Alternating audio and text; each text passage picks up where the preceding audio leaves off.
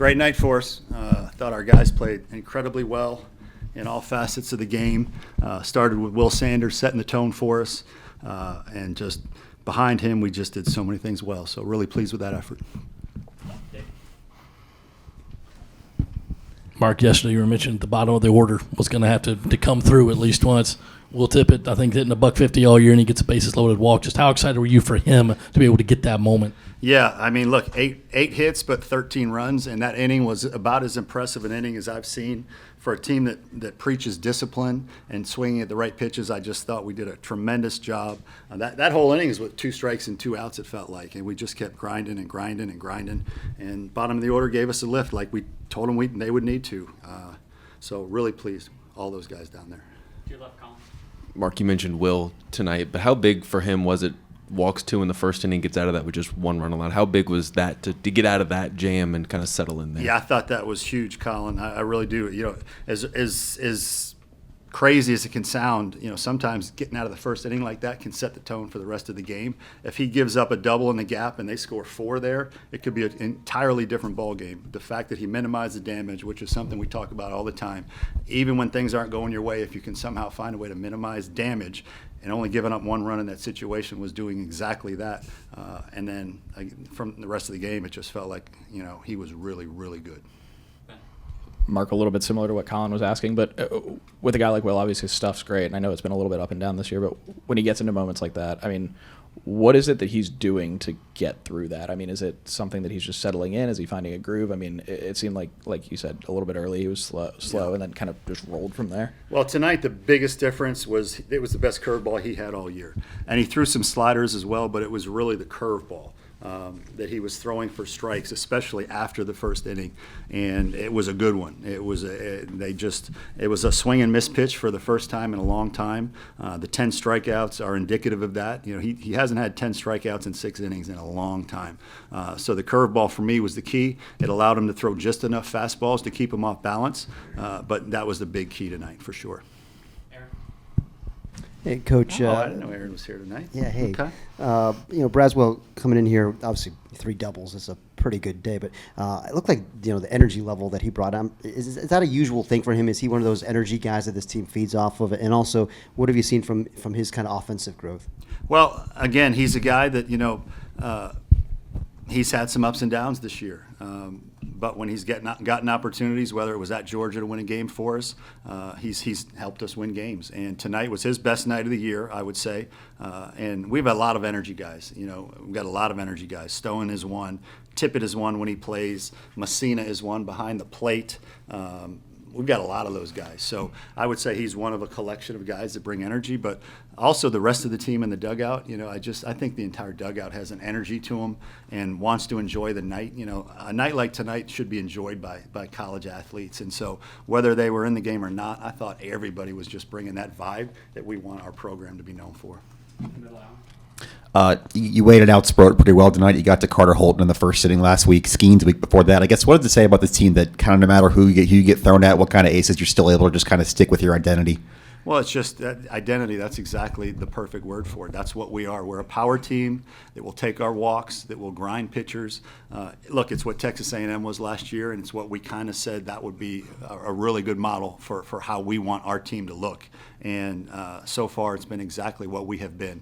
We're one of the top power teams in the country. We take our walks. We grind pitchers down. We try to get pitchers out of the game as early as we can. And again, when it's 98-99 tonight, and I think I saw another 100 on the scoreboard. I mean, this league is incredible. It just is. So to think that college hitters can have that kind of success against pitchers that 10 years ago, I mean, that's better than big league stuff. So just really impressed with the approach of our guys. Wimmer had a couple of hiccups there in the second inning defensively, but y'all came back and turned a couple of double plays. How big were those double plays, and y'all made some other nice plays defensively over the course of the night? Good to see a bounce back after that inning, but also after the last week. Yeah, absolutely, John. Again, it was a hiccup. It just was. Sometimes you just don't make a play properly, and you make an error. It's just baseball. But I thought he bounced back the rest of the game. We had the big double plays, 2 of them, which in a game like that, when you're throwing, some sinker ballers, and if you walk a guy, you can get out of that and minimize pitches. Our guys threw 100 pitches tonight. So that's really good, and the 2 double plays really were a big part of that. In that 6th inning, the fans were up on those 3-2 pitches every time, and they were very loud. From your position, from where you stand, how difficult is it as a hitter to remain disciplined in that kind of atmosphere? And also for the visiting pitcher on the mound, can that kind of atmosphere in baseball impact what they're doing? Oh, sure. I mean, you're talking about 18 to 22-year-old kids that are playing in that atmosphere, and I agree. Every time it got to 3-2 with the bases loaded and 2 outs, I mean, Founders Park just came alive. And look, our guys are more used to it because it's our environment, it's our stadium, it's our fans, and we talk about it all the time, how to own the moment, how to breathe, how to make sure you keep a calm focus to your job so you can execute. But if you're an opponent on the mound out there in the middle of Founders Park in front of that many people that are getting that loud, I mean, if you're 19, 20 years old, how can that not at least be something that might affect you? So I tip my cap to the fans tonight. No doubt in those moments, it was really huge, and it made a lot of fun, too. That was a national TV game, so everybody that watched that game tonight just saw what Founders Park and Gamecock baseball is. So really happy about that. Mark, you were talking about the errors, and you guys are playing, a little hurt, a little out of position. But past couple of weeks, especially, it seems like you get one error, and then all of a sudden the opponent's getting a run right after it. Kind of gets in a trend there. What do you say to your team when it kind of starts snowballing like that? About okay, it's okay, it's just a one-time thing. Well, we say it all the time. Don't panic. The game, nobody's going to play the game perfect, and you can react to an error in a couple ways. You can start to kind of chirp at each other, or you can have each other's back. And chirping at each other after an error, a physical error, is not going to help anything. So we tell our guys all the time, you're more than welcome to hold each other accountable if a guy's not preparing well, if his mind is not focused. But if a guy makes a physical error in the middle of a ball game, have his back, so that he wants to make the next play for everybody. It's kind of something we talk about all the time, and I think our guys are doing a very good job with that. Mark, you guys have had these high energy, big wins in the first game of these series. Last weekend obviously stands out. Game 2 against LSU, you obviously didn't have the chance to bounce back in that one because of the weather, but how do you maintain that momentum? How do you carry over? What have you guys kind of learned about yourselves in these last couple of weeks and that you're implementing or moving forward? Or am I making a mountain out of a molehill? Well, in baseball, they say momentum is the next day's starting pitcher, and you're going to have a heck of a matchup tomorrow. I mean, they've got an absolute stud on the mound tomorrow, and we like our chances with Mahoney. So you're going to see another really good baseball game. And so you don't necessarily just try to create momentum for the next day. It's organic. It's natural. We won a big ball game. That will mean we have confidence going into tomorrow. But they got a dude on the mound, and we think we do too. As of late, obviously, Jack has been moved from Sunday to Saturday, and with the absence of Hall, that's we haven't quite handled Saturdays as well as we have for the majority of the season. So I think tomorrow will be a nice challenge to see how we do against Waldrop. How does Jack step up? Hopefully, he does the same way Will did today, and we'll see how that goes. Petrie especially, but a couple of other guys too. Wimmer comes to mind. Have hit first inning home runs that have helped y'all get off to a great start. What does that first inning home run do, especially at home, to get the crowd involved, to kind of set the tone for the game? I mean, it helps you get on the scoreboard, which gets you closer to winning, but I think it just gets everybody excited right out of the gate, fans especially. They come to the ballpark knowing they're hoping to see some exciting, positive things. And when your horse goes out there and hits a home run in the first inning, it kind of tells them, hey, we're here for a good show tonight. So I just think it sets the tone. Your pitcher can set the tone, and then when you have hitters early in a game that can electrify a crowd, it just seems like something you can build on.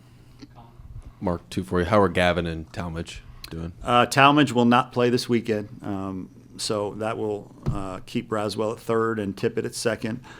Gavin, we'll have to see. Again, we're a wounded animal right now.